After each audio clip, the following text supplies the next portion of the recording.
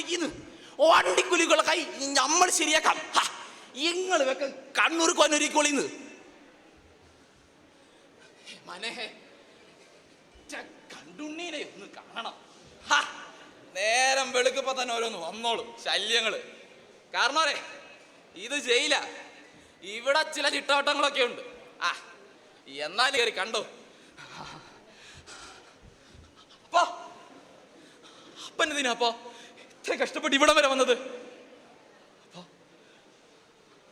മരിക്കണതിന് മുമ്പ് ഒന്ന് ചോദിച്ചോട്ടെ, നമ്മുടെ നാട്ടില് കറന്റ് വന്നോ? അപ്പ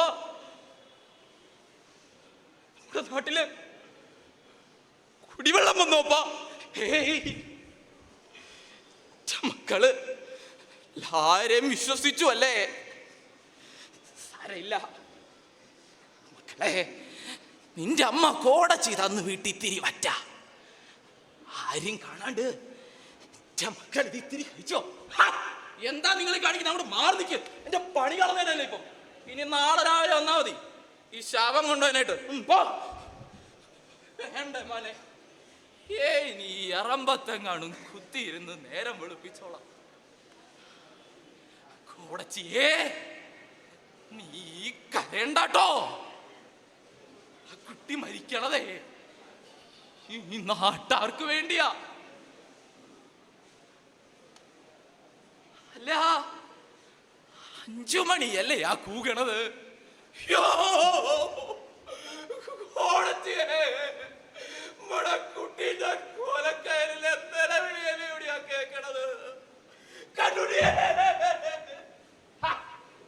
ബഹളം വയ്ക്കാതെ കാരണവരെ.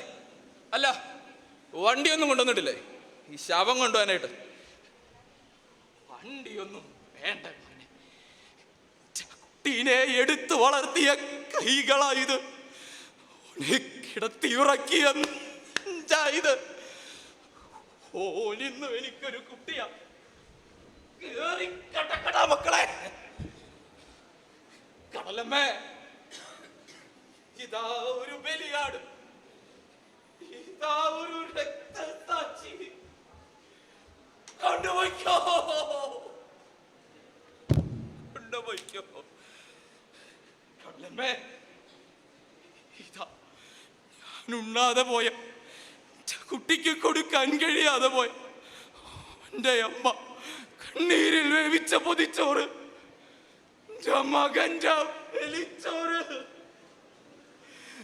കൊണ്ടുപോയിക്കോ, കൊണ്ടുപോയിക്കോ.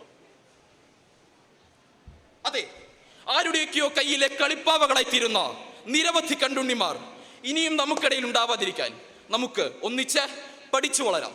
നന്ദി, നമസ്കാരം.